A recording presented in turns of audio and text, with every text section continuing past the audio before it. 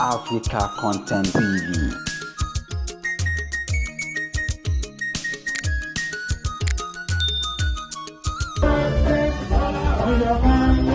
We shall stand. We shall stand.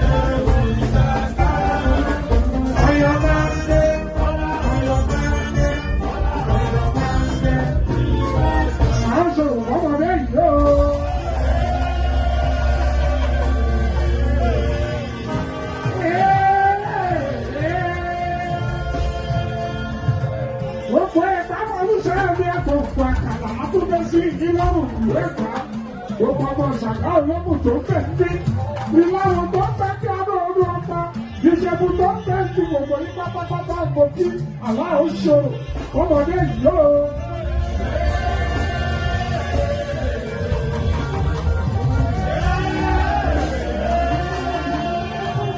Yóò padà gbọ́ abíyámú àti gbogbo àwọn àgbà ẹgbẹ́ nípìnlẹ̀ Ògùn lọ́ní káàsọ̀ fúnra wa pé ọmọ Ògùn iṣẹ́ yá.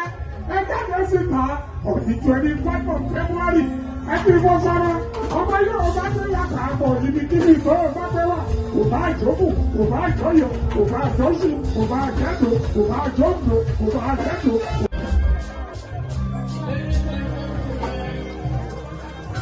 Aṣíwájú ṣe fàálẹ̀ ìjọsẹ́ o ó ṣe dáadáa.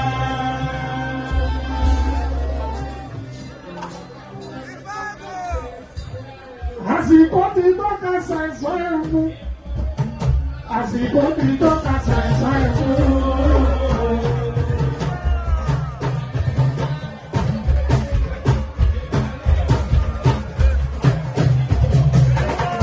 Àsìkò ti tọ́ka ṣàìsàn ẹ̀mú.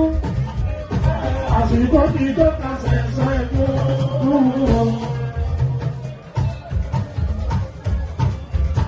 Ẹ jẹ́ ká jí gbogbo àwọn tó sùn lọ́wọ́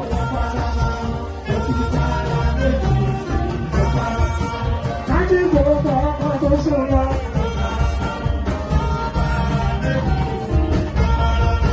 Ká jí gbogbo àwọn tó sùn lọ.